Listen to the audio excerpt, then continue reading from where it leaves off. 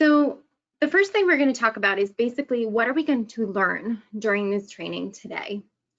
And the objectives of today's training are we're going to learn and talk about the 3 common seizure types. There are so many other different types of seizures out there, but we're going to just talk today about the most 3 common ones, the ones that you probably will come and see the most of during your time of working with your students. We're going to describe those 3 seizure first aid steps to assist in the student having a seizure. So basically, what do you do to keep them safe during that time?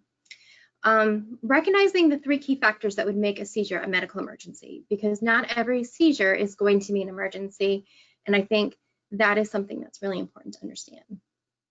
And then we're going to talk about the 3 ways to support students living with epilepsy. There's so many pieces to those students being there. I know that as a teacher myself, I knew that a lot of these kids are with you guys longer in the day when we have a normal school day, obviously, and the kids are in school.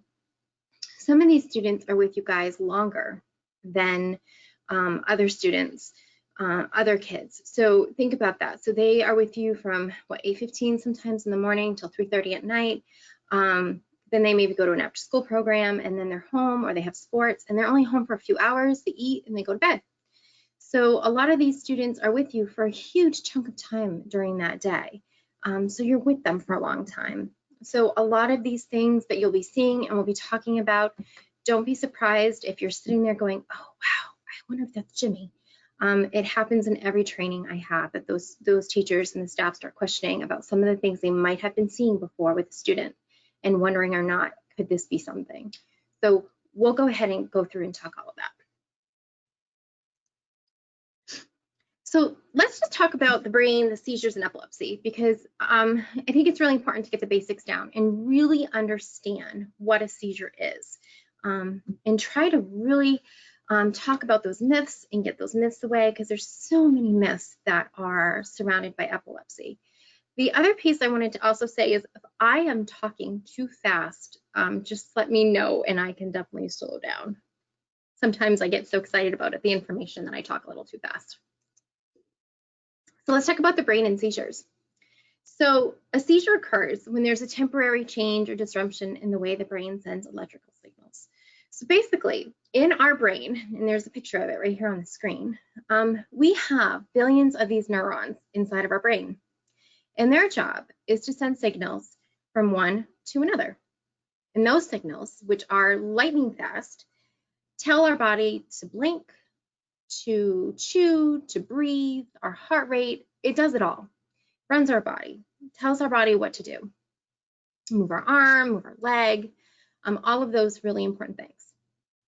So I want us to envision a very busy intersection in your town, okay?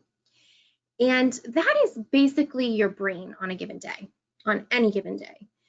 It's very busy, it's chaotic, but it's organized chaos. So think of that in your brain.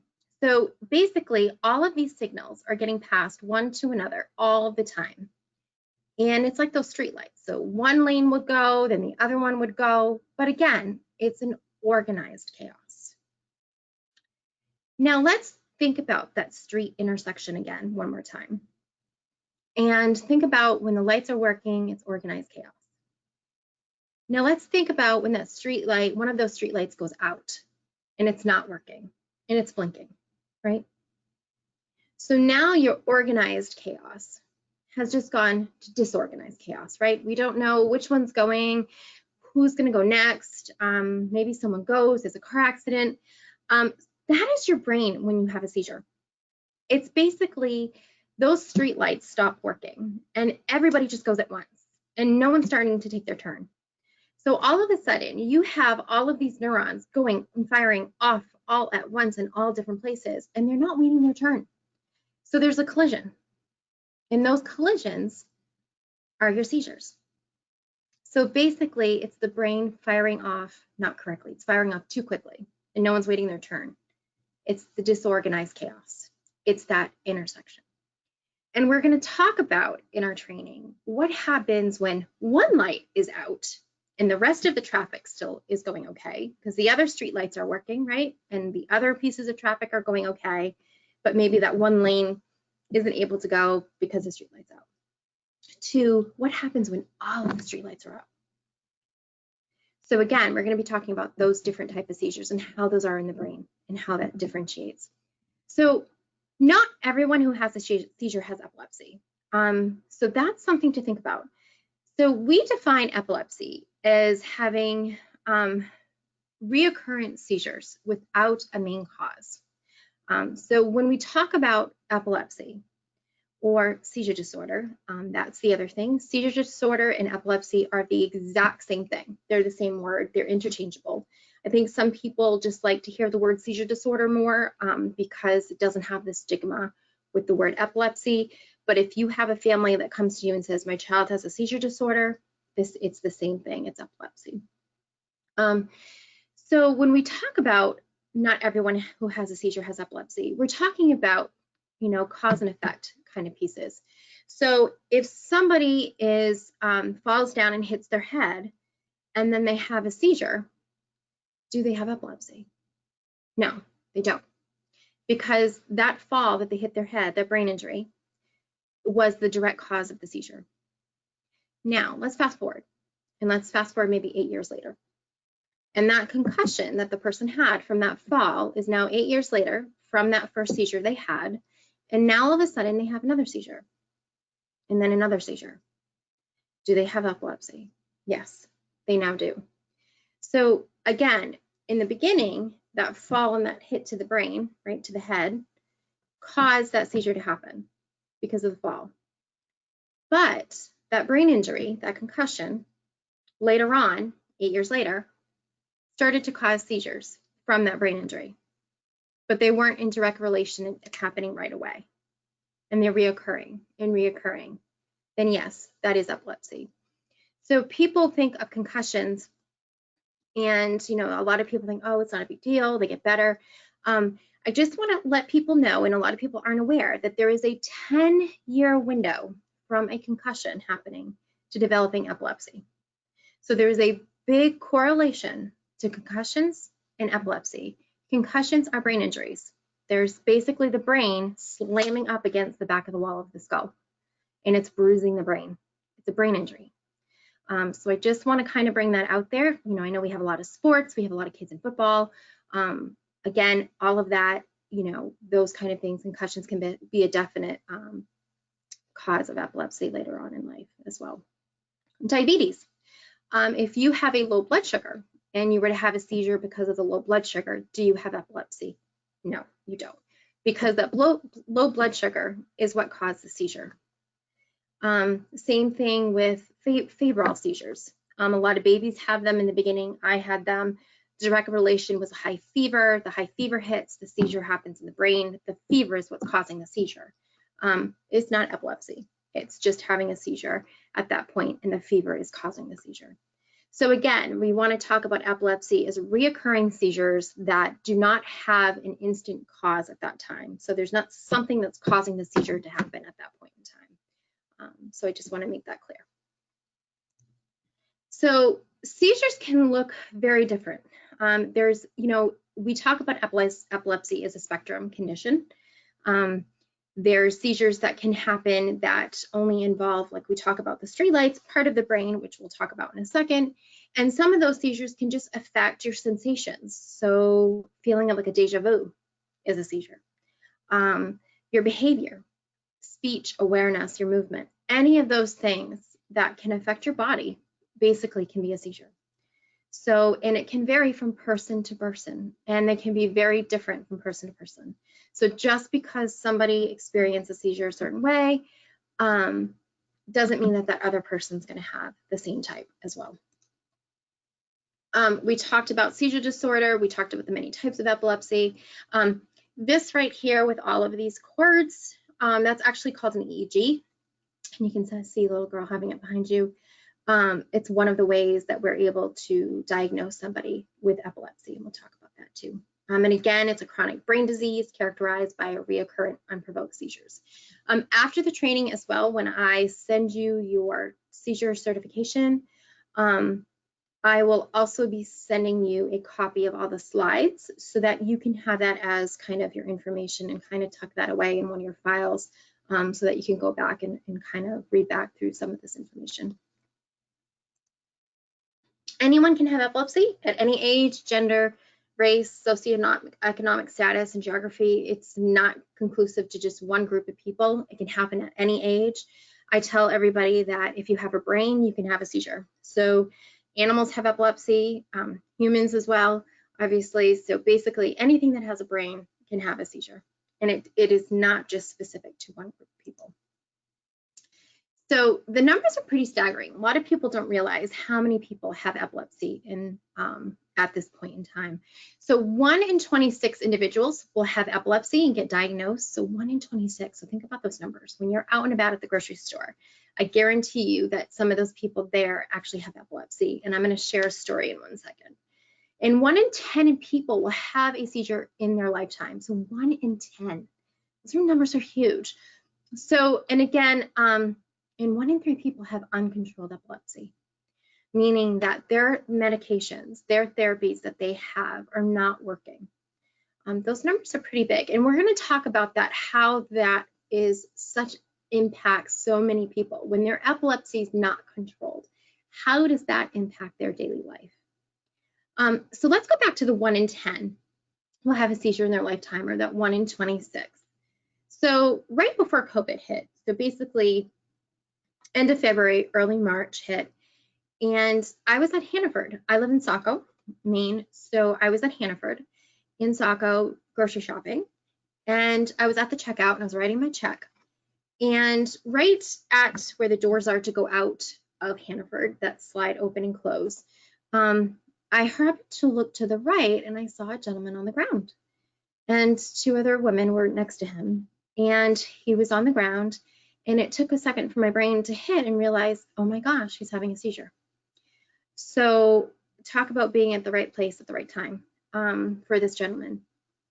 So I literally left my check, my purse, everything at the checkout, ran over to this gentleman, and immediately, when we talk about seizure first aid in a minute down with the training, I immediately rolled him to his side, made sure he was safe, and asked the 2 women that were with him, hey, does he have a epilepsy? Does he have a seizure condition? And they said yes. So I knew right off the bat he had epilepsy. So this wasn't new. It wasn't something that they didn't know. So I was able to stay with the gentleman. The 2 ladies that were with him, he was a gentleman that lived in a home. He had disabilities and he had autism, which we're going to talk about, because 25% of children or adults with autism also have epilepsy. Epilepsy can go hand in hand with so many other conditions, and we're going to talk about that as well. So I was able to stay with him. The people and the workers at Hannaford came over, asked if they should call an ambulance. I said no, because he was perfectly safe. His seizure wasn't over 5 minutes, and he was perfectly fine, and he was breathing fine. Everything was perfect. At that time, it was just we have to let the seizure kind of happen. But he was safe. So I was able to clear the area, keep him safe. The seizure was over within 2 minutes. He was sitting up, a little quiet, a little tired, but within less than 10 minutes, he was walking out of the grocery store with the 2 women that take care of him, and on his way.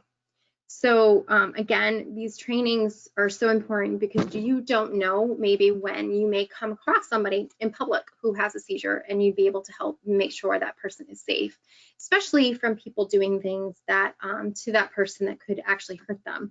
And we'll talk about those risks. So to make this small. Again, most seizures are not medical emergencies, just like that gentleman that I just talked about. His was not a medical emergency. His was not over 5 minutes. Students may not be aware that they're having a seizure, and that's really important, especially when you're talking to them at that time. Epilepsy is not contagious. No, you cannot catch it from somebody. And no, a student cannot swallow their tongue during a seizure. That is a complete myth. And that is where I just talked about where this training is important, because it could stop somebody else from harming from somebody, where you can say, hey, stop. No, you don't need to put in anything in their mouth. We never want to put anything in anybody's mouth when they're having a seizure, because they could actually choke during the seizure. aspirate on their saliva, break a tooth, a lot of things, or swallow that item that you're shoving in their mouth. You're blocking their airway. So again, we never want to put anything in anybody's mouth. No, you cannot swallow your tongue. It's a myth. It is tied down to the back of your throat. If you could swallow your tongue every time you ate, you'd be swallowing it. So no, you cannot swallow your tongue. That is a myth. It's a wise tale. Epilepsy is a medical disease like asthma or diabetes, and everyone can learn seizure first aid. So what are common causes of epilepsy? And we kind of touched upon a little bit this early. Brain trauma, brain lesions, infections of the brain, meningitis, right? That's something that can cause epilepsy. Brain injury at birth. So we're thinking cerebral palsy. That goes right along with epilepsy as well. There's a high risk of developing epilepsy with CP. Abnormal brain development, a stroke can cause epilepsy. Unfortunately, a friend of mine, good friend of mine's mother had a stroke about a year ago. She developed epilepsy about a few months ago, back in February, and unfortunately passed away from her seizure. So again, all of these things can cause, and we talked about autism also being a huge piece with epilepsy, and that's hard for families with kids with autism, because when we talk about those other type of seizures that aren't the most dramatic ones, like my gentleman at Hannaford, sometimes those seizures can mimic those automatisms that, and those tics that we know children with autism have. So sometimes it can really get confusing. So I'm on a different set of Facebook groups, and once in a while a mom will post with her child with autism and say, well, they're doing this, and is any other kids, and they'll record it and show it, and I'm thinking, wow, that looks like a seizure. So a lot of the times I'll say, hey, have you brought this up to your pediatrician? You may want to talk to see a neurologist or epileptologist and talk to them about it, and maybe, you know, just to talk about it and ask those questions, just to make sure this isn't anything more than just, you know, those automatisms that we see with autism. So diagnosing with epilepsy. So we talked about that EEG with the leads on the brain, on the head, I should say. Not one single test is used to diagnose epilepsy. CAT scans are used, MRIs to rule out like a tumor or any of those kind of things. Blood tests to rule out some type of infection or diabetes at that point. So they're basically trying to rule out in the beginning all these causes that could be causing the seizures. And the biggest one is an EEG. And right on your screen is exactly what an EEG looks like. So all of those leads are put, there's over 32 that are put on the head, and they're glued with some glue right on the scalp, and it smells horrible. The leads are usually placed for maybe 24 to sometimes a week, where they're monitoring the brain waves. And what you're seeing here on your screen is exactly your brain talking. It's all of the different lobes in your brain that's talking in the activity, because our brain is electrical. So basically you're seeing all the electrical signals that are coming from the brain. And epileptologists, so doctors who specialize in epilepsy, read these, and they can tell from the different spikes basically when a seizure is happening. So when a seizure happens, a lot of the times these spikes get very rigid, get very quick and very tight, and you start to see a pattern. And some of those spikes or discharges is what they're able to see and be able to diagnose the epilepsy with. And again, if I am talking too fast, please just unmute and let me know. If you have a question, again, unmute and go ahead and ask that question. Treating epilepsy. So we're going to talk about a few of the other different types of therapies in a little bit, but there's tons now. There's not just medication, and you will come across that with students in your class, especially the kids that are hard to treat. So the families try the medications, they've done it all, and there's other forms of treatment now that aren't just medications. Usually medications are used as the first line of defense. Once that first line of defense fails, they've been on 3 or 4 or 5, and none of them are, you know, really helping. They go ahead and other things are talked about, epilepsy surgery. Are they able to find the focal point in the brain? Then the surgeons can go in and do a lobectomy, where they actually take out the part of the brain that's causing the seizures, as long as that part of the brain doesn't have a major impact on their life. So as long as it's not a place of memories or language or any of those things, they're able to remove it. Neurostimulation with devices, so basically stimulators that are either placed in the chest that are then wrapped around the vagus nerve, or there's even ones now, which is called the RNS, and the deep brain stimulation, which are actually placed right on the skull, and the electrodes are actually placed right over the area of the brain that's causing the seizures. So it's pretty amazing now where we are with science. But even with all of these devices and all of these medications available, there are still people that are unable to get seizure control. I have a very close friend of mine whose little girl is 12. Her name is Haley, and they don't live in Maine, but they're good friends of ours. And that little girl has been on every medication she's had. She's tried a stimulator. She's tried surgery to remove the part of the brain that's not working right, and she still cannot get seizure freedom. She's still having daily seizures. So that little girl's life is severely impacted. Her quality of life is impacted. She can't go for, sleepovers at friends' houses, fear, just having those seizures while she's there. So a lot of the play dates and the sleepovers happen at her house. Think about that. She's never going to be able to drive when she's 16. All those rites of passage of being a teenager aren't going to happen with her. But also because of the relentless seizures that are happening in her brain. And she's not having tonic-clonics. She's having focal impaired awareness seizures. So she's having seizures where she's not able to really know what's going on. She's not shaking, but she's kind of not able to be in touch with kind of what's going on everywhere.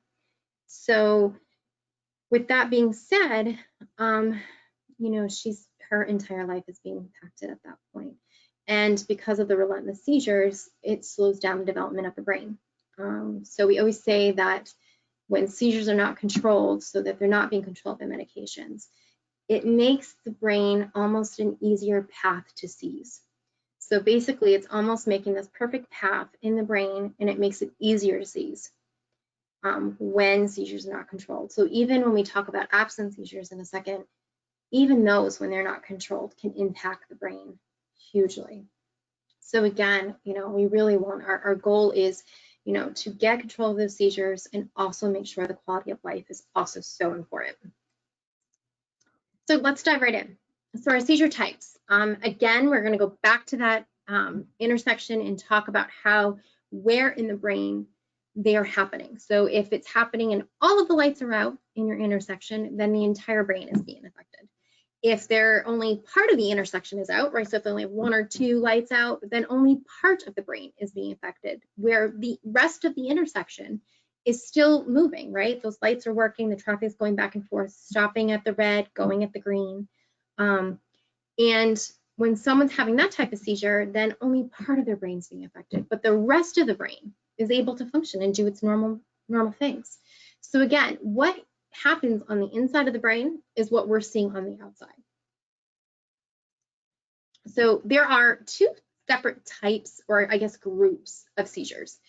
So we're talking about, again, that intersection. So when only part of the intersection is out, and you can see this in the brain. So you can see the right side of the brain, right, the right temporal lobe and the right hemisphere of the brain is fine. There's no seizures happening. So basically, all of brain function in all of these areas that's not having a seizure.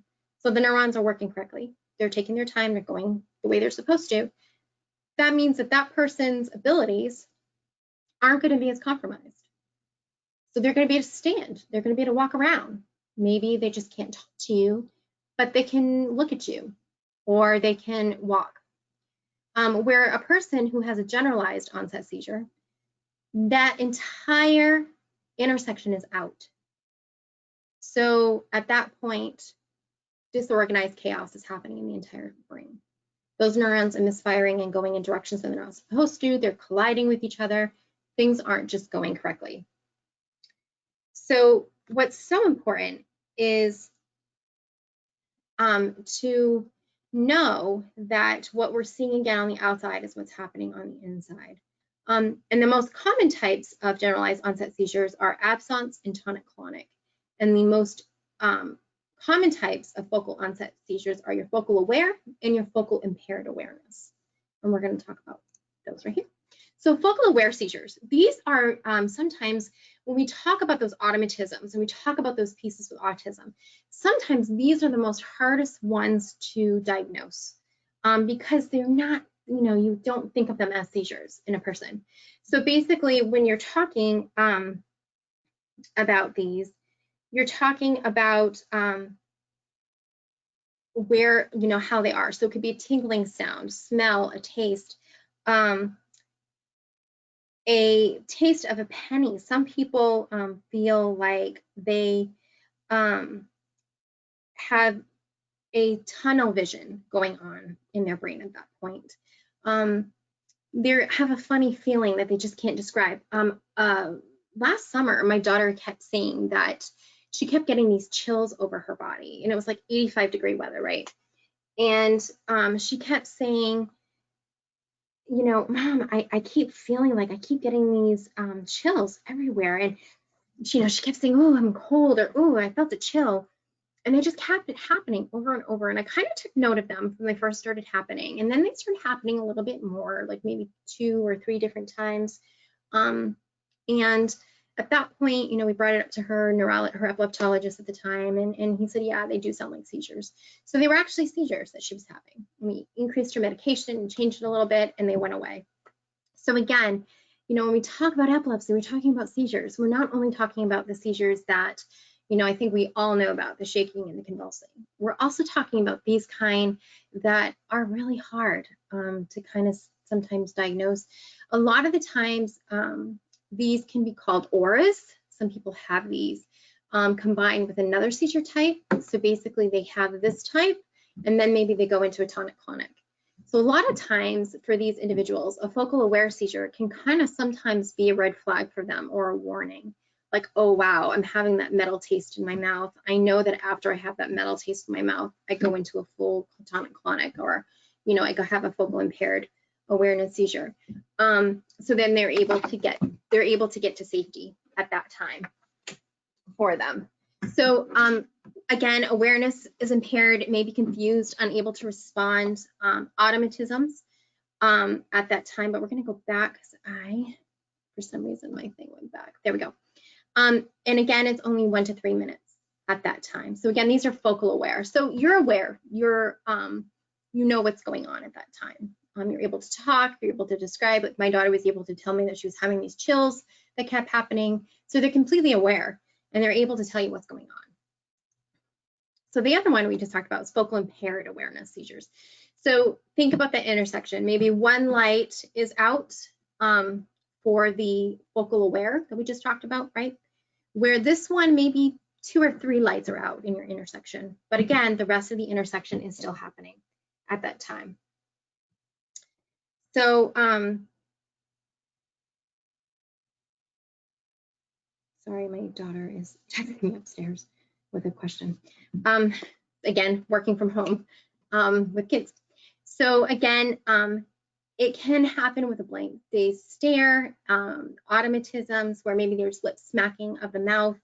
They're not going to be able to talk to you during this type of seizure. So again, more of the intersection is out, not the entire intersection, but again, some of it. So again, more of it. So they can get combative if restrained. So you never want to hold down a person when they're having a seizure, ever, with any type. You never want to hold anybody down because you can actually injure them pretty badly. So with this type of seizure, you never want to hold them down because a lot of the times the brain at that point is like in the fight or flight mode, and they can actually push you back, not realizing what they're doing.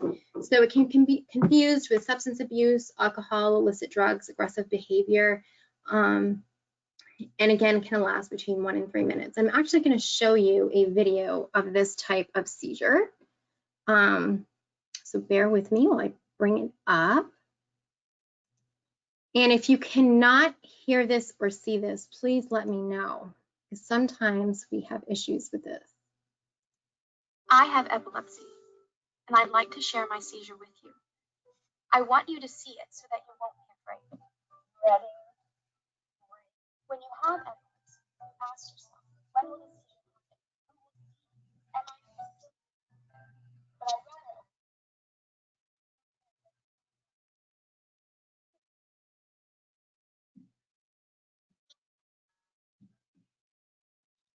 Not able to hear that. We're not able to hear the video. You're not able to hear the video. That's kind of annoying. So.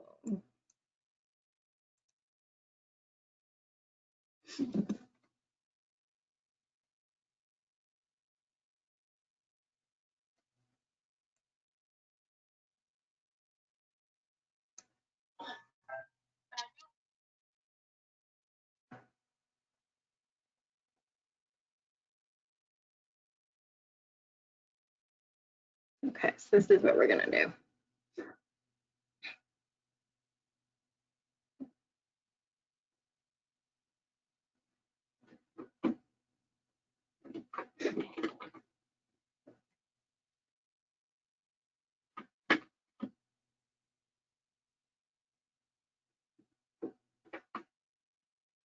All right, let's start this from the beginning.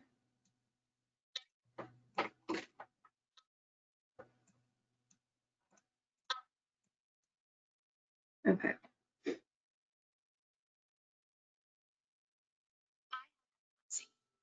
I'd like to share my seizure with you.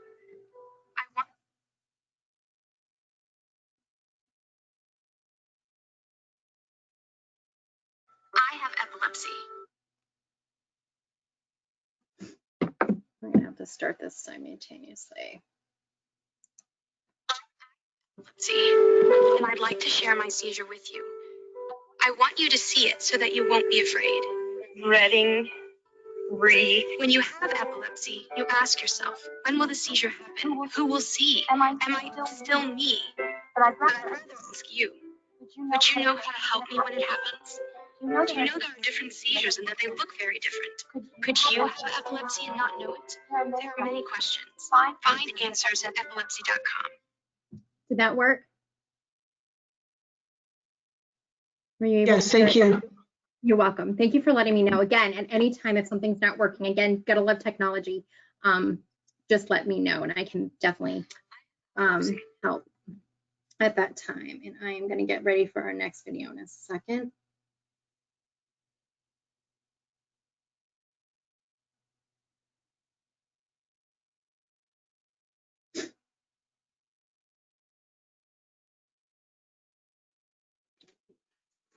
Okay. Let's get back to our training. Okay, so we just talked our focal impaired.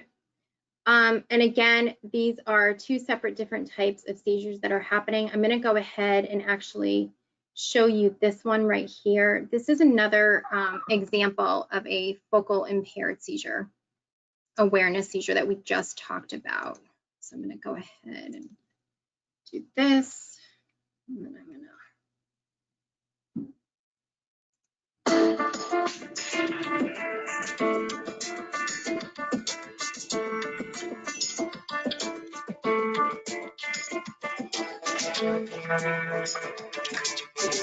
Sir, come on out. I'll ring you out.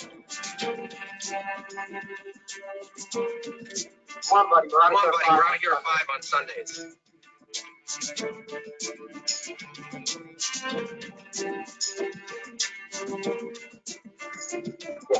Hey, this is Joe from Fairfax Auto and Trish. Yeah, I got a problem getting someone out of here.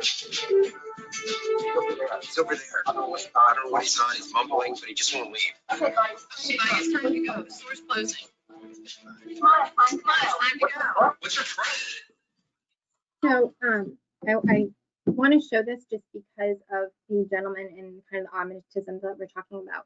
So we saw the lip smacking, we saw the kind of looking off. Was he able to respond to the clerk? No, he wasn't.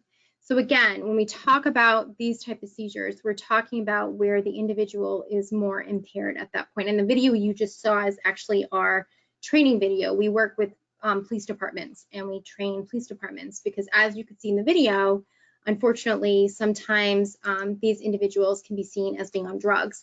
And if the officers aren't trained enough with it, you know, the first thing that they're actually trained to do is to kind of calm and say, hey, are you okay? And they put their hands on them to kind of calm them, not in a mean way, but a very, you know, kind of comforting way, not realizing that, again, when we talked about those seizures, A lot of the times, if you do put your hands on them, they will get combative and kind of push you off. Again, the brain isn't registering at that moment. They're not choosing to push you off. Again, it's that fight or flight. It's a response at that time. So we do training with police officers across the country to help train them so that they know that, hey, this may not be drugs. This person could actually be having a seizure, and I need to approach the situation a little bit different. I need to make sure they're safe and that they're okay. I'm going to let the clerk know, no, he's not on drugs. He's obviously having a seizure. So that they know where it becomes a medical and not something that, you know, has another reason or cause for it. But again, when we talk about, these aren't the type of seizures that a lot of people know about. Again, I think that the media does a really good job of always portraying the other type of seizures that we talk about on those tonic-clonics, right? And they don't always portray them in the right way. But these type of seizures aren't always talked about a lot in the media. So it's really important that, you know, if your student sees walking around the classroom, he's not talking to you, if you're asking him directions, he's not going to be able to respond back to you at that point, which is huge. So you may have to go back and, you know, repeat directions. So after the seizure's done, he may come out of it and you may have to repeat directions and say, hey, you're okay, you were walking around the room. At that point in time for our focal impaired awareness seizures, you're just going to be making sure that their environment is cleared. So basically, you know, you just want to move chairs away from them so they're not walking into a chair. You just want to guide them. You don't want to put your hands on them, but you may put your hands just kind of around them to kind of just guide them around things so that they're not going to walk into anything. And at that point, you know, those seizures, you know, we always say anything under 5 minutes is not a medical emergency. Usually they're just a few minutes long. They come out of them. You just let them know, hey, you were having a seizure, and they're like, oh, sorry. They usually can talk, and you just may have to kind of review information. But typically, they go right back to what their day was, and they pick right back off pretty quickly. They may sometimes be a little tired, but a lot of the times they get right back to what they're doing and able to pick up, not too far off after what they've had. They may be a little tired again, a little confused, but again, quickly can kind of pick right back up and continue. A generalized absence seizure, these are also so critically hard to pick up on. A lot of the times, these can just look like daydreaming, ADHD, where they're just kind of not paying attention. But again, it's a pause in activity with a blank stare. And one of the things that I use to always tell, you know, individuals is like how to figure out, okay, is this a seizure or not? I always say when normal activity stops. So they're doing something and it's normal, like they're cutting paper or they're doing something, and all of a sudden there's a pause. There's a break from normal activity. They're doing something and then there's a pause. That's usually the red flag, where, you know, whatever they're doing and they have that break. The seizure happens and then it continues and they get back to what they were doing. So with generalized absence seizures is exactly that, where there's that pause, that break, and then they get right back to it at that time. So generalized absence seizures, again, these are our generalized seizures. These are happening everywhere in the brain, so her awareness is going to be impaired, but they're quick. They're very quick, where this kind of goes across the brain. Maybe not the entire brain is impacted, but I would say probably like 90% is, because you're not convulsing during these types of seizures. And again, they can occur many times a day. So I'm going to go ahead and show you the video with this one as well. And again, just have patience with me when I bring this up so that you guys can, I don't know why my volume's not working with it.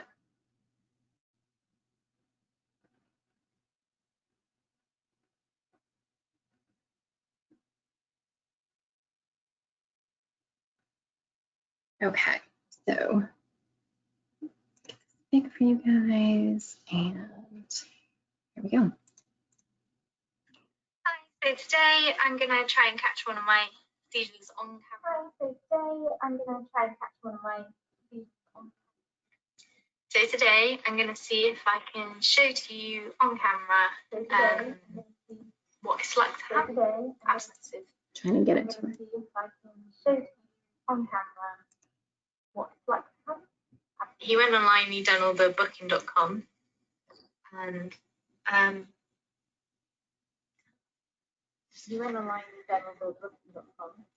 Went on booking.com.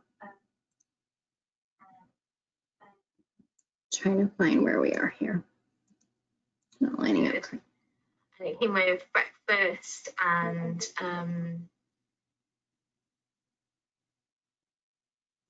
Seizure 2. he picked the superior room, which was so he booked it, and I didn't really check. Right, let's start this over because I can't get it to line up I correctly looked with my phone. after, and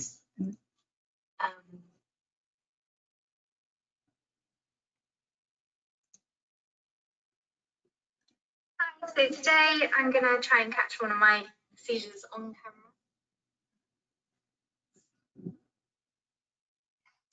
So today I'm gonna see if I can show to you on camera what it's like to have absences.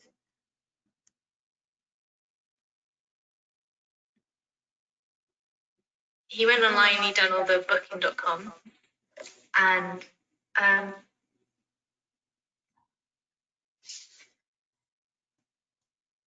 went on booking.com.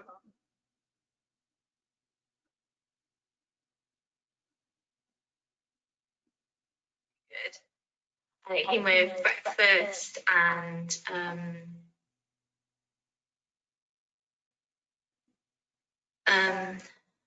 he picked the superior room, which was so he booked it, and I didn't really check. So I looked after, and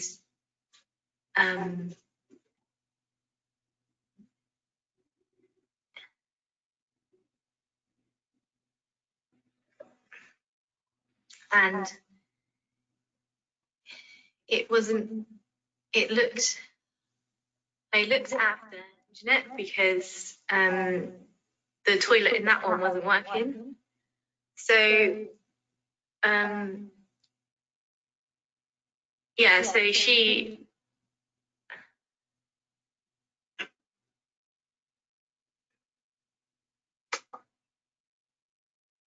my brain doesn't want to cooperate today, does it? So she So again, those are absent seizures. So as you could see, there was a pause, right, when we talk about that break. But one of the things that I'm hoping that you saw and you witnessed is that she went right back to what she was doing. So she basically paused, maybe looked to the right a little bit with her eyes, right, or looked to the left, depending on when they have that. And she goes right back. She picks up right after. So a lot of times, these kids can have multiples of these a day. They can have 20, 30 of these. So basically, I'm going to kind of explain to you what it's like. So imagine if you are on your cell phone, and we know when we have a great connection, we can hear the conversation with the other person, right, completely. We're talking back and forth, everything's great. Then all of a sudden you hit a dead zone or hit a really bad place, and you're hearing every other word of that conversation, right? There's breakup every single time. You're like, I can't, and you don't get the full conversation. You have no idea what they just said. That's a person who's having these type of seizures today, where parts of their day are gone. And a lot of the times, the diagnosing of these takes a long time. I've talked to individuals who say, I've had these for years and I didn't know what was going on. I would walk someplace and then all of a sudden be at point B and realize, how the heck did I get over here?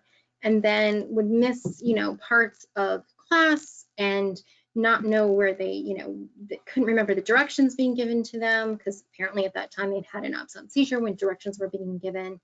They would forget and always ask, what did you just say? And ask it to be repeated. And again, being seen as not paying attention. So a lot of the times, individuals who have generalized absent seizures will actually end up having a tonic-clonic. And the reasoning is because the brain is kind of like a tea kettle, where the pressure keeps building. So the absent seizures keep happening and happening and happening. That pressure in the brain keeps building up like a tea kettle until it just bubbles over, and it's going ahead and it's making the sound and blaring off, and that's your tonic-clonic. Now they don't have tonic-clonics. Normally they just have generalized absence seizures, but because the absence seizures are not being taken care of, it can lead then into a tonic-clonic. And a lot of the times these individuals will then get diagnosed with absence seizures and realize that this is what they've been having, because that tonic-clonic seizure we can't ignore, right? Someone drops down in front of you, has a tonic-clonic seizure, we're not going to be able to ignore that person having that seizure. It's right there, we see it, it's right in front of us. Where an absence seizure is going to be missed. It's not going to be as easy to kind of pick up on. So a lot of the times when they have that tonic-clonic seizure, they're then taken to the hospital and EEG is put on, and then all of a sudden they're realizing, wow, this child's been having these absence seizures all day long. Hey, did you know? And then when the child's like, yeah, I've had these feelings all the time, and not realizing that they've had these for years. And again, think about how their days are and how much they're struggling just to keep up. So again, if a child's having these, a lot of the times, again, there'll be that stop in that normal behavior and that normal activity. They'll go right back to what they're doing. They'll continue their sentence. They'll pick right up where they left off. But a lot of the times, whatever's happening during that time, they'll have missed. So you may have to repeat directions at that time for them, and just make sure that, hey, do you know, a lot of the times I'll say, okay, have them repeat directions to you, or have them maybe repeat directions to a friend so they know and make sure that they understand what the objectives are of that lesson that you're teaching at that time. So let's get into the tonic-clonic seizure, the one that I think is can be the scariest for individuals to see and witness. So what are you going to see during it? It can usually last 1 to 3 minutes. And I know that 1 to 3 minutes can feel like a lifetime for some individuals who've witnessed these. There's usually a sudden hoarse cry where there's kind of like this gurgling sound or sound that's coming out. That's completely normal. It's part of the seizure. At that time during the seizure, every muscle is contracting and restricting in the body, including the diaphragm. So all of that air that was trapped inside before the seizure happened is now getting pushed out. So what's also getting pushed out? Saliva. So there'll be a lot of drooling. There could be some foaming at the mouth where, the saliva is getting pushed out. Again, that's all normal. It's all part of the seizure. The diaphragm is contracting and restricting at the time. There's a loss of consciousness. Again, the entire brain is busy. So every light is out in that intersection. There's going to be stiffening of arms and legs and rhythmic jerking. They're not flaring around like a fish. And I'll show you after with the video with an actual seizure what it looks like. I think that media does a really horrible job of portraying these seizures where they're kind of flaring around everywhere. They're not floppy, they're stiff, they're rigid. They can almost go into fetal position most of the time, where there's just that rhythmic jerking, and you'll see it in a second. Shallow breathing and drooling may occur at that time. Possible loss of bowel or bladder control. I always tell families that if they have a child with these type of seizures, to make sure that they always have an extra set of clothes at school, just so that they can change them too. Occasionally the skin, the nails, the lips may turn blue. That again is part of the seizure, and that will all go back to normal when the seizure is done. And often followed by confusion, headache, tired, sore, and difficulty talking. So when we start talking about seizure first aid in a second, all of these things, so these 1, 2, 3, 4, 5, 6 things here, these are part of the seizure. This last one is not part of the seizure. So when we're talking about seizure first aid in a minute and we talk about timing the seizure, we are timing and looking for these things, these first 6 things. We don't need to worry about this bottom one in timing. That is not part of the seizure. The seizure is done. So this bottom part is called the postdictal time. This is the time after the seizure happened. They're going to be tired, just like that gentleman at Hannaford, right? I sat him up after the seizure. He was sitting up, but he was tired. He was, he was nonverbal to begin with, but he was not able to kind of look at me yet. He was kind of tired. Maybe he was still drooling a little bit, but the seizure was done. So your kids, your individual that you come in contact with may be confused. They may not be able to give verbal, you may not be able to give complete verbal directions at that time, where they're still waking up, they're still groggy, they may be slurring their speech, they may be tired, they may just need to lay down for a little bit. And sometimes they need to sleep. They may have difficulty talking, walking sometimes, they could be weak. So again, this is the postdictal time, and this can go on for half an hour.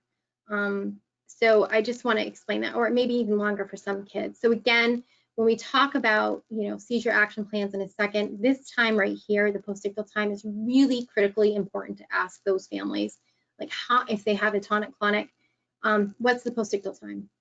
Absent seizures, focal impaired awareness, and focal aware seizures generally do not have a long postictal time. Absents have none. They have no postictal. Focal aware have no postictal. Focal impaired aware, the ones where they're, lip smacking, where we saw that gentleman in the store, they may have a little tiredness after, maybe for 5 minutes, after 10 minutes. But again, it's not going to be so much of this. But talk to the families, ask them what the postictal time is, so that you know what to expect. What does their postictal time look like? Do they need to sleep? Are they groggy? Or do they slur their words? What are some things that we should be aware of at that time? And actually, let's go back. I'm going to show you some seizures.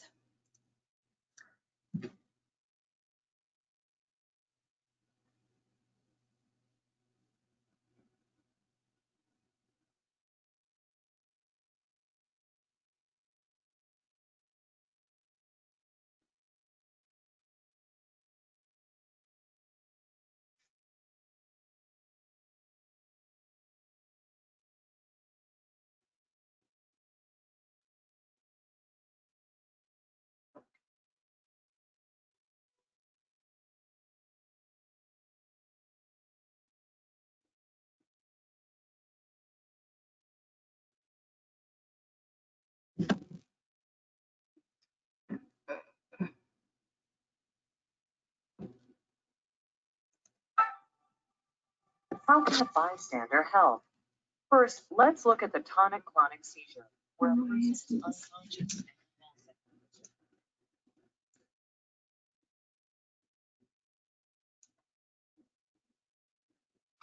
How can a bystander help? First,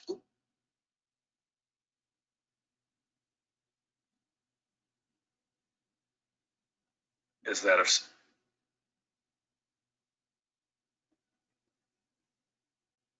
Okay.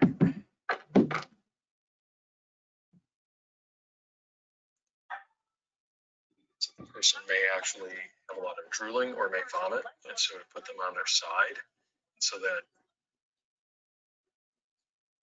person is unconscious and convulsed.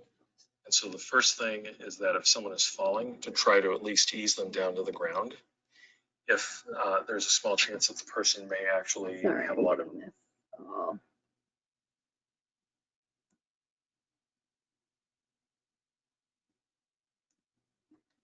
I'm trying to time this correctly so you can get it at the same time.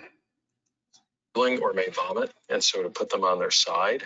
And so that there is the tonic-clonic seizure, and you can tell that we talked about that fetal position and the drooling coming out at that time. Not to put anything in the patient's mouth, because one of two things will happen.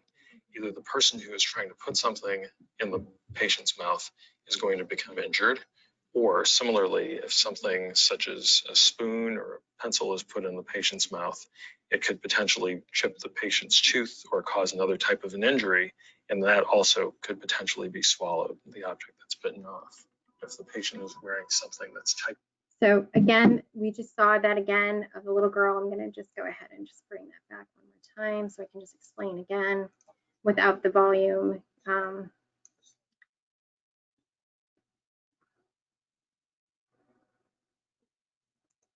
So again, the rhythmic jerking and the shaking, there's not the flaring that I think a lot of people think of. It's really tight stiffening and jerking back and forth and just kind of getting in that fetal position at that time.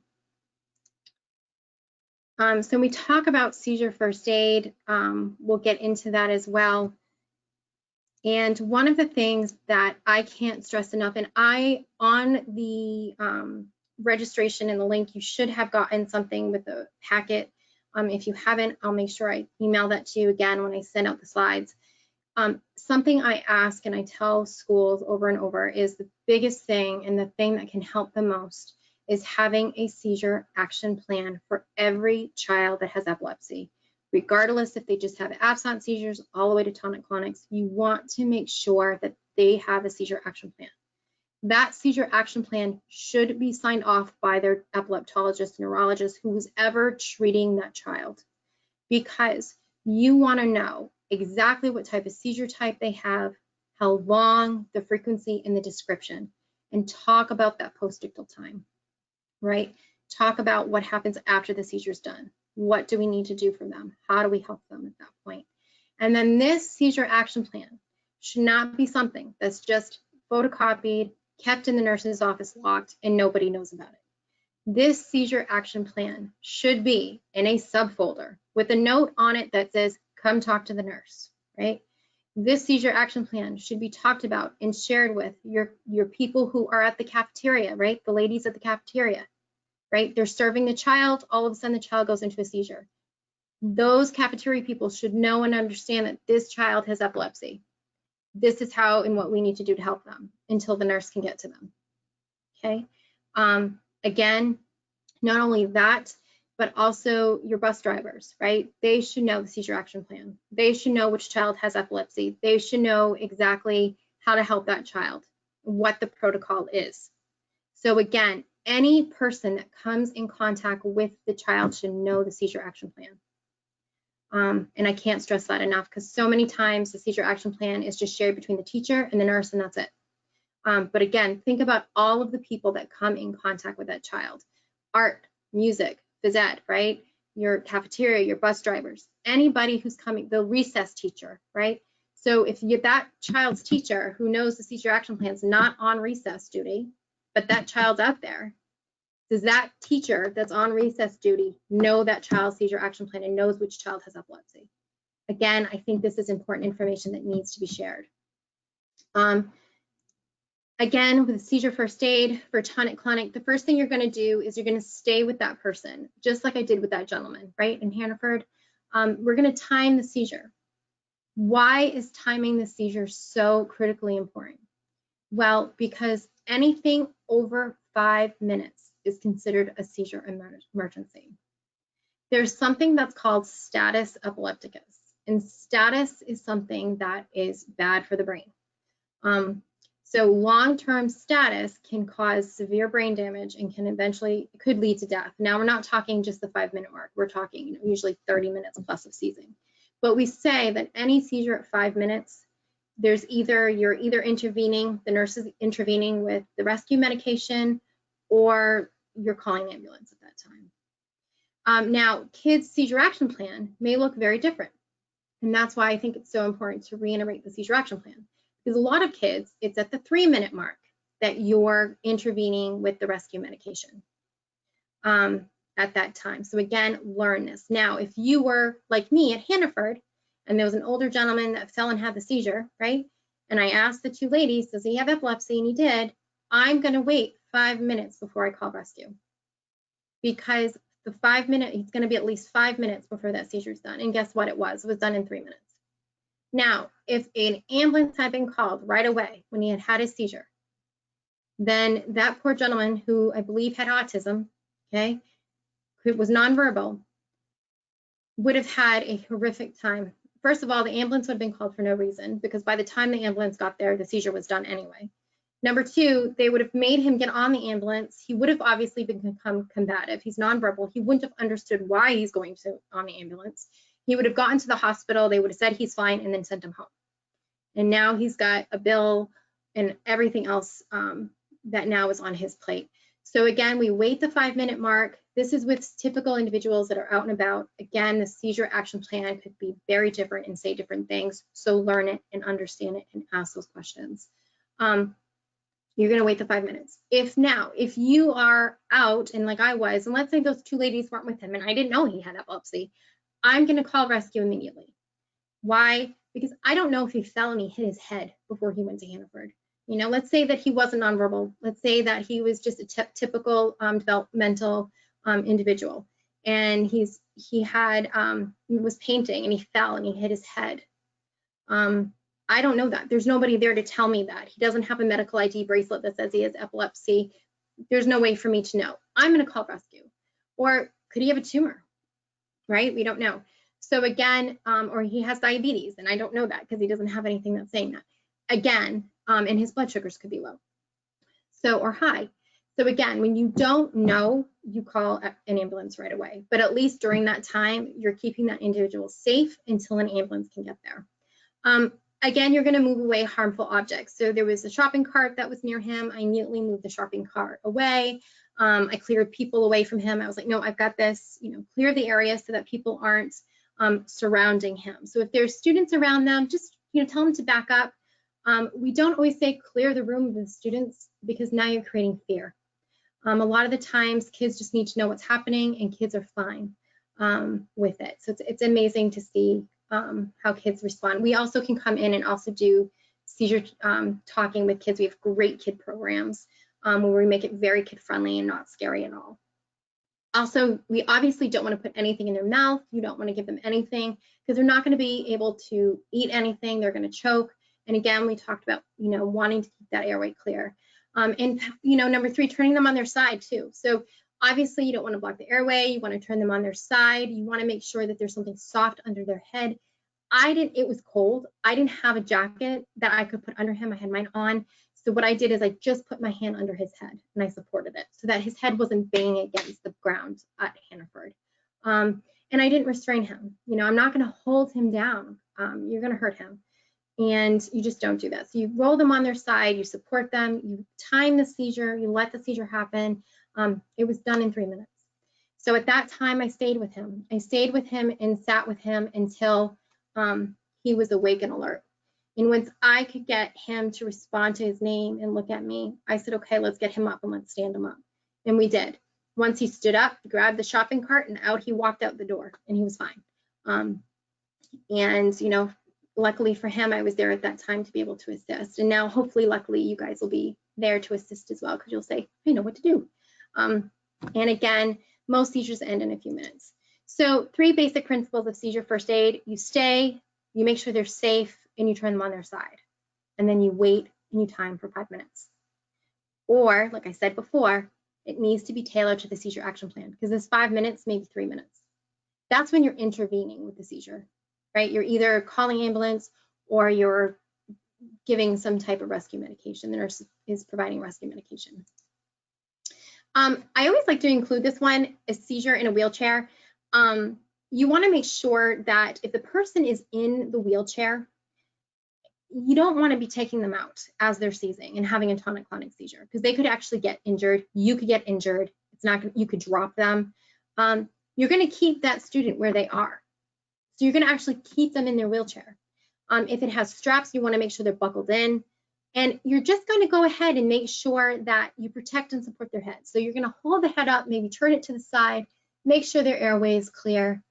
And you're going to make sure that the saliva, that nothing's blocking their mouth, that they can breathe. And you're just going to time it and do the rest that you normally would do. But again, you don't want to take them out of the wheelchair unless the seizure action plan says differently. But typically, we always say to keep them, doctors and the CDC says, keep them in their wheelchair. Make sure that they're belted in so they don't fall out. But again, you don't want to be pulling them from their wheelchair because you could injure themselves or injure them. Now, school bus setting. This is so critically important. So now this is talking about seizure with loss of consciousness. So we're talking about a student maybe with a focal impaired awareness seizure, the one that's walking around, he can't respond, or tonic-clonic, right? You're going to safely pull over and you're going to stop the bus because you obviously don't want to be traveling. If someone's having a seizure, you need to get to them and assist them. If they're having a tonic-clonic, now not a focal impaired awareness, because again, we're not going to grab them and try to force them down to the ground. We would keep them safe in the bus and just make sure that they were okay. For a tonic-clonic, we're going to place the student on their side across the seat, facing away from the seat back or in the aisle. You do not want to just keep the student where they are. You want to make sure, now unless they're in a wheelchair and they're buckled in, right, and they're buckled to the wheelchair is buckled to the ambulance, that's a little different, right? We're going to keep them in the wheelchair, make sure their head is up, make sure that their airway is clear. But if this is a student who's not in a wheelchair, who's just sitting in a regular seat, we're going to go to that student. We're going to make sure that they're safe and they're in a position where they can breathe. They're on their side, right? we're going to remind students to stay in their seats. So the other students are on the bus, you're going to calmly say, we've got this. He's okay. She's okay. She'll be fine. Go ahead and just stay seated. I've got this. And then again, you're going to follow school policy regarding continuing on to destination. And again, you're following the student seizure action plan. That bus driver is going to know because he or she will know the seizure action plan. So at that time, maybe he's, you know, calling the school nurse, and she's on her way where they are with her car, or you're calling the parents to come pick them up, or whatever the seizure action plan is with your school and with that student. Those are conversations you need to have. But while you're waiting for whoever to need to get there, that bus driver is making sure that that student is safe. I was talking to another school nurse the other day, and we're having a conversation, and I have the most horrific story of what happens when nothing is done.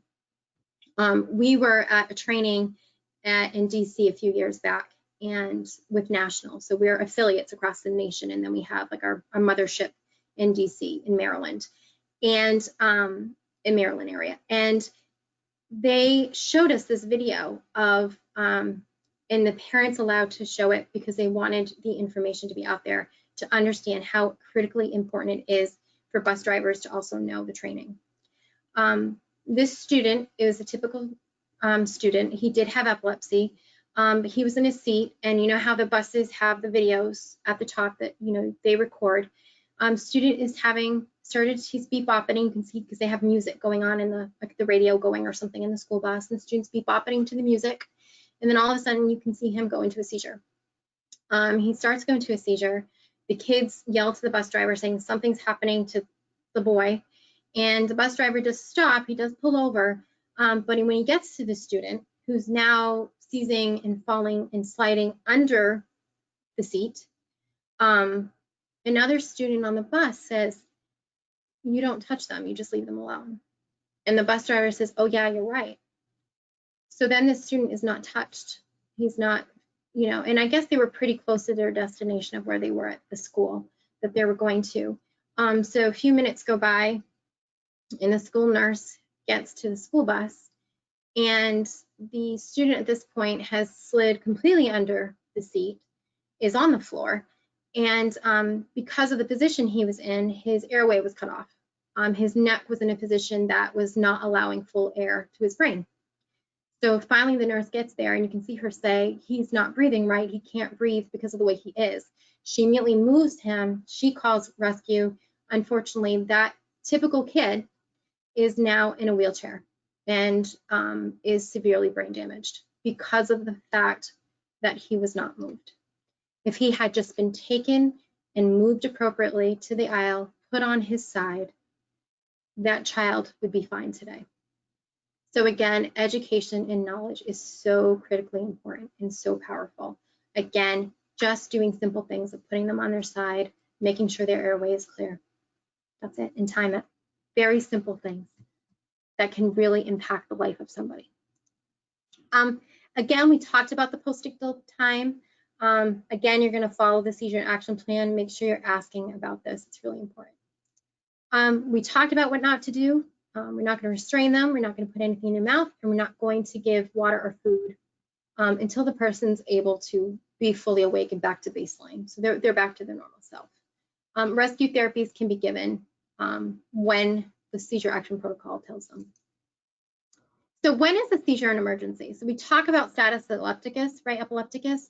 It's a continuous state of seizure activity. So there's no stop. So anything over 5 minutes is considered a seizure emergency at that time. So there's something else. So there's prolonged seizures or repeated seizures without coming in between seizures. So basically a seizure happens, there's maybe a few seconds window, and then all of a sudden they go back into another seizure. And then that seizure ends, they go into another seizure. So there's no, 10-minute break between each seizure. There's not a 15-minute break. There's basically just continuous state of seizing where there's very little recovery time in between. That's also a seizure emergency. And again, if a child has these type, it should be in their seizure action plan when the rescue medication is then given. And again, any generalized seizure more than 5 minutes at that time is a seizure emergency. So when to call. So we talk about anything over 5 minutes or whenever their seizure action protocol says so. Repeated seizures, which we just talked about. Difficulty breathing. So if you see the student and the nurse is like, hey, he's not being able to breathe correctly, you're going to call rescue because you know something's not right. Seizure occurs in water. So any seizure that occurs in water, we're going to call rescue after, because of the fact that we don't know if at that time that child aspirated or that person aspirated water. We don't know if during the seizure. So we want to get them checked if they're pregnant or they're sick or they get injured. So while they're having these seizure, they crash into something and they hit their head. We're just going to want to make sure they're evaluated. And they're not returning. So their post-ictal time, you know, the parent says post-ictal time is typically 15 minutes. And now it's hitting the 45 to an hour mark, and or you're getting, this person's still not back to, you know, they're still really groggy, they're not coming back. Then it's important to get them to emergency at that time. Or again, we talked about it being a first-time seizure. We don't know their history. We need to call. We don't know if this is their first seizure. Then this last one that I'm going to show you, which is actually, it's a really great video that we show. And let me bring it up.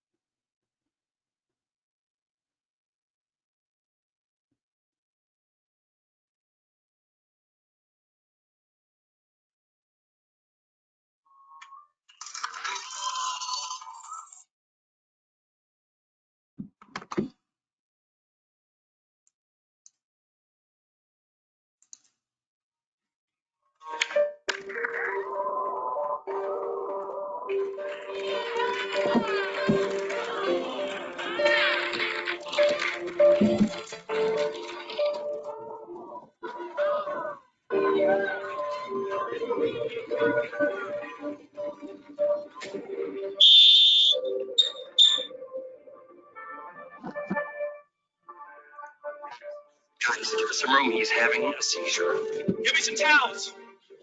Okay. Take him. It's gonna be fine. Help me get him on his side.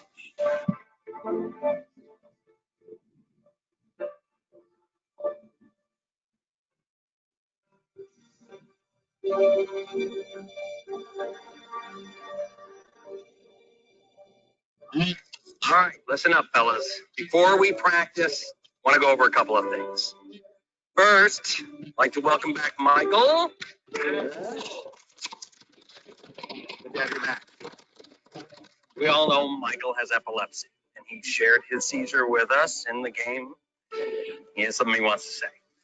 Yeah, thank you all for supporting me, and thanks to Coach for knowing what to do. I'm sorry if my seizure scared you guys. It could be scary for me too. But what's even more scary is if people didn't know what to do. So today, we are going to learn seizure first aid thanks to the Epilepsy Foundation. We're teammates, right? We take care of one another, we count on one another, and when anyone with epilepsy has a seizure in front of you, they're your teammate, and they're counting on you. First, stay with it. Okay? Stay calm and keep others around you calm and out of the way. Protect him. Keep him safe. It's also important to remember that the person having the seizure should be lying down and that there is nothing harmful in their way. Turn them on their side and support their head so that they're not banging it, and so they don't choke. Never put anything in their mouths and do not hold them down. Time the seizure till the very end.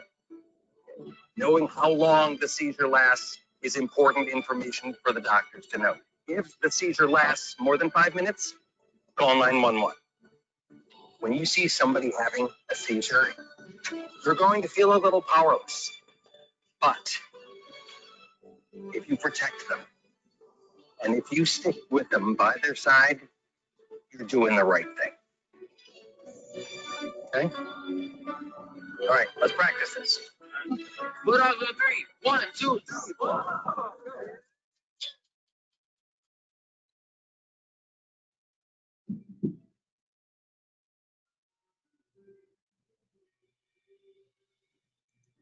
So that, again, is just going through the seizure first aid that we just talked about, and kind of explaining and going through everything one more time with you, exactly how to keep someone safe. So quickly going through rescue therapies and what are they, some of the things that you may come across while you're teaching and being with students. A therapy is used as needed to stop seizures that are different or longer than unusual or happen in a different pattern. They're prescribed by the healthcare provider. They're given by non-medical people outside of the hospital and exactly as prescribed. And it says they do not take place of the usual seizure medications. So these are your rescue therapies. These are medications or devices that you use to stop the seizure. So basically you're hitting that 3-minute mark or the 5-minute mark, whatever their seizure action plan states, and you're intervening at that point to stop the seizure so that it doesn't become a seizure emergency at that time. You have Diastat, which I know we have a lot of the new one. And this looks a little different now. It comes like actually looks almost like an Afrin bottle that you spray in your nose. They have now nasal diazepam, so nasal Valium. They have nasal, all other type of different rescue medications they have now. This is a magnet for the VNS. We'll talk about that in a second as well. So what is a VNS? And that's something that you may come across with your students. So a vagus nerve stimulator is basically a pacemaker for the brain.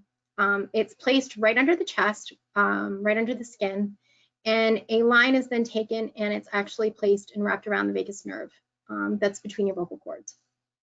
And basically what happens is that every few seconds, maybe 30 to 15, depending on what the device is set at, it sends a little electrical signal up into the brain and kind of just displaces the seizure. So it kind of like gives a little shock to say, okay, no more seizures. Let's get them out of there. It's actually a day procedure. The procedure happens and they go home the same day. It sounds like a very invasive one, but it actually is not. And a lot of people are back to work the next day or back to school the next day. So a lot of the times what happens is that it's turned on right during the surgery and it's set at maybe every 45 seconds or every minute. And then as the child or the adult has it, they'll go for checkups at their doctor's office. The neurologist, the epileptologist will go ahead and wave a wand in front of it and pull it up on a computer and be able to see all the information on the computer.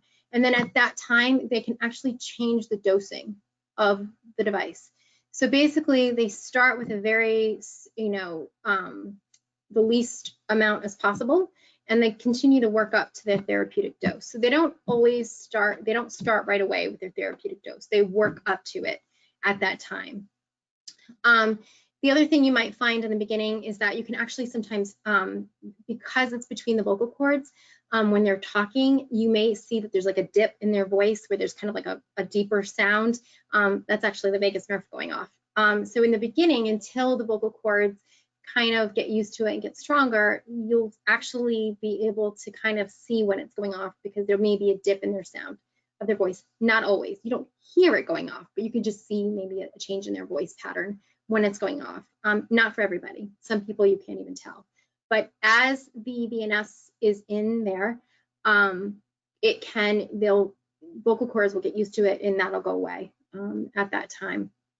And, more and more this is being used as a first line of defense. Like a lot of doctors are, okay, we have one medication, the first medication didn't work. Let's go ahead and let's try the VNS. Why it's great? It has very little side effects.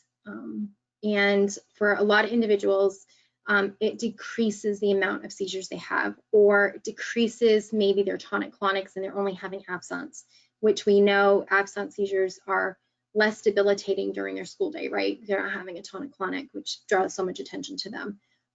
So again, it can either completely take away their seizures or it can at least decrease the amount they have. And the new data that keeps coming out is saying that the longer that they have the VNS, they're finding that as the longer they have it, the more effective it becomes. So the batteries in these last about 8 to 10 years, and then they'll just go ahead and they'll just replace this little guy here. They won't touch any of the cords. They'll just go in, replace it, and then they're off and running again. So what comes with it is that I'm going to go back to this page right here. and bring this back up so I can just show it again. So this little guy here is the magnet that goes with the VNS. So if you can just keep this in your mind, it's actually a magnet. It's a really strong magnet. And what happens is that, again, this is going off on its own all day long at different intervals. But if the person were to have a seizure, what you do is you just take that magnet that I showed you. A lot of times they have it like on a lanyard on their neck, or they have it on like a bracelet on the wrist, but a lot of the times they wear it around their neck. You just take it and you swipe it over the VNS itself, and you can feel it. You can usually see it right above the skin. You swipe over it a couple times, and what it does is it activates it. So it activates it to send a stronger signal up to stop and dislodge that seizure. So basically to slow it, stop it, and have it stop. We do like art therapy programs for adults and children. And when we were doing an adult therapy program, one of the individuals has a VNS and she had a seizure at that time. And I went over and just swiped it. It's very easy to do. It doesn't cause any problem, doesn't cause harm. You just swipe it. And her seizure was done within a few seconds after. And she got right back to her art project. So it was pretty cool. No, people ask me all the time, well, if I swipe it too many, is it going to go off? No. You could swipe it 5 times in a row. It only goes off that time. You're not going to cause it to go off more than it needs to. The only thing we say never to do is to hold and place the magnet over the VNS for too long. So you never want to take the magnet and just keep it there, because when you do that, after so many minutes, it actually shuts the VNS off. So you never want to hold it down. You just want to swipe it. So, and again, you know, if you hold it for a second, it's not going to turn it off, but you just want to swipe it and a couple times just to make sure you got it. And that's it. There's nothing else you do. It doesn't hurt them. You're not going to cause them again for it to go off. It's not anything that's going to cause any problems. And if you do it and you're not sure if they had a seizure, so maybe they're having something that looks like one, you're not sure, and you swipe it just in case, no, you're not going to hurt them. No, you're not going to cause any problems with it. You know, I always say it's better to be safe than sorry. So this individual, I was like, I think she's having a seizure, so I went and swiped it, and yeah, she went right back to normal activity after. I didn't even second guess. I just swiped just to make sure at that time. So again, and the students usually will still take their seizure medication with this. So again, it's a pretty amazing. We talked about how science now is so amazing and that we're having all of these great therapies come out. But again, you know, even with all of these, there's still individuals that are still not seizure free, and that can be so impacting their life. Dietary therapy, we have a few minutes left. There's ketogenic, low glycemic diets. These are not fads. So when we talk about ketogenic, I'm not talking about the diet where everybody wants to go on and lose weight. It's like what we're talking about, the same kind, but it's actually followed by a special nutritionist that is usually at an epilepsy center that is working with the doctor.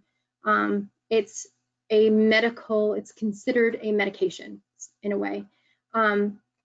And they're followed closely by their doctor with it and the specialized nutrition that is trained in it. So again, when we're talking ketogenic diet, I'm not just talking about the fad diet where you want to lose weight.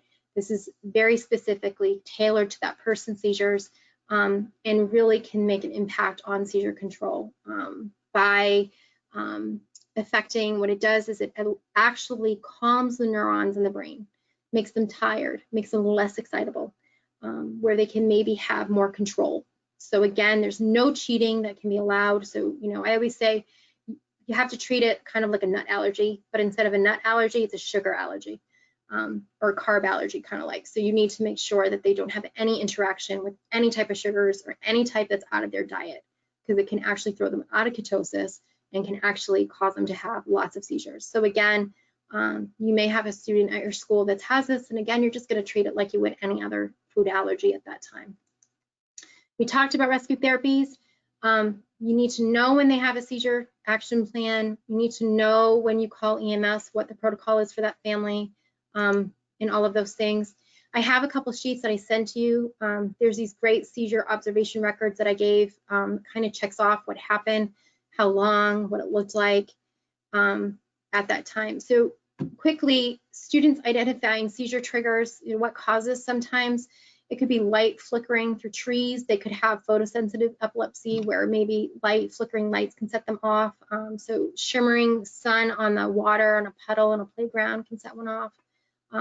Sickness, cold, flu, anything can make their seizure medication less not as strong. So it's not going to be able to work as well at that time. So they may have a breakthrough seizure, especially if they have fevers. Drug use, obviously alcohol, hopefully the little ones would not be doing that. Hyperventilation, lack of sleep or poor sleep. So if a kid, I had a parent that said, well, my child loves to sleep in, so I didn't give them their medication until 10 instead of 7. No, medications have to be given at the same time every day in order to be effective. So I'm sorry if Jimmy wants to sleep till 11, it's not going to happen. He needs to get up at 9 and take his medication like he would every day. Again, 50% of children with epilepsy also have learning difficulties. They have attention and short-term memory problems, fatigue, sleepiness, low self-esteem, confidence, frequent absence seizures. And stay calm and reassuring. Make sure that they have either an IEP or a 504 plan in place, which is critical and important because a lot of the times with the epilepsy, learning disabilities happen. Again, we talk about the seizures can impact the brain, and the medications can cause so many issues as well. Medications themselves that they're taking can really slow down the thinking. Depakote is known for like word retrieval issues. There's so many pieces. So, what you're seeing with a student can be in direct relation to their medications and their seizures themselves. Again, coursework may need to be retaught with all of those pieces. And talking to the students and providing support, making sure, kids aren't making fun of that student because of their seizures are critically important. Here are some information and toolkits that we have. And I want to say thank you for being here today. I have my information on that packet I will give you. At this time, I am opening up for any questions that anybody may have, anything I didn't cover that you have. So just let me know. So I am opening up for questions right now.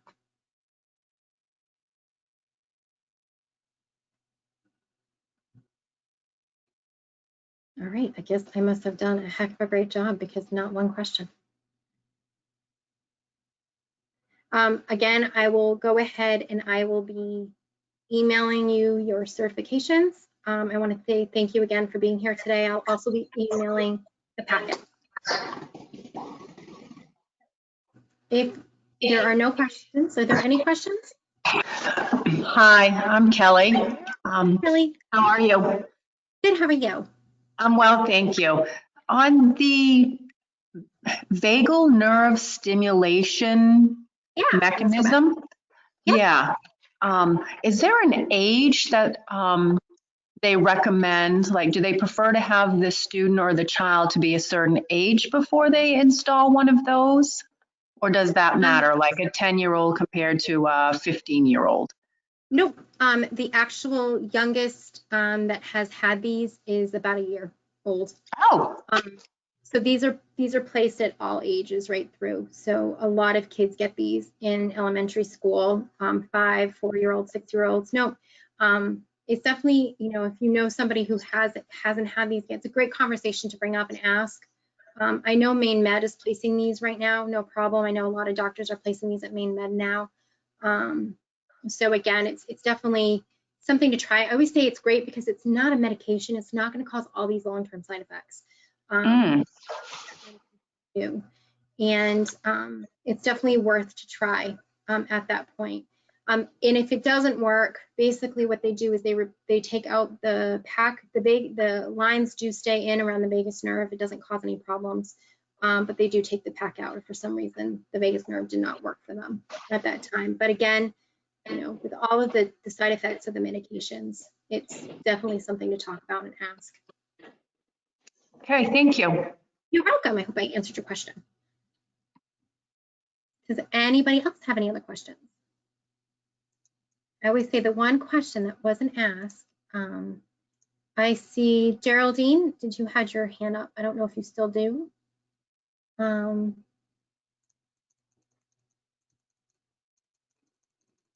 through, I think. Not sure, no one's asked questions. I just want to make sure that everybody's all set. No chat. You'll have my email address. Please email me if you have any questions. We also have so many programs for families. We provide financial aid. We have camps normally in the summer. Obviously, we're not doing face-to-face camps, but we're doing virtual camps for kids. So if you have a family that you know is struggling, please share my information with them. Again, we provide financial aid. We help with insurance issues. We have share groups, tons of virtual groups right now for the kids. Every Thursday at 4, we have a cooking class for the kids where it's great because they're all over New England. We serve 4 states and I serve Maine, but all the kids come together and they cook and they bake together and they see each other and they talk. We do movie watch parties just so that the kids aren't feeling alone right now. For the adults, we're doing adult book groups. We're doing share groups with them, social groups, trivia night. So basically, there's just so many groups that we're doing right now for the families, but we're constantly doing that. And all of our programs we offer are completely free. So again, if you know a family, we also help, we work with schools all the time with IEPs, where I've got the educational background and I am a certified school teacher still. I help all the time sitting in IEPs and kind of making sure that everything's kind of hit all together. So again, anything I can do to support your school, support your students, support your staff, support the families that you're working with, please let me know how I can help get them connected maybe with another family with epilepsy so they're not feeling alone. But again, anything I can do, I'm more than happy to. So I hope you guys have an awesome day today. I hope that you got something from today's training. And again, you'll have my email address. You can definitely reach out to me and my phone number. Give me a call. But I'm going to go ahead and end it. I hope that you guys all have a great day. And I look forward to hopefully hearing from you guys in the future. Have a great day. And thank you so much.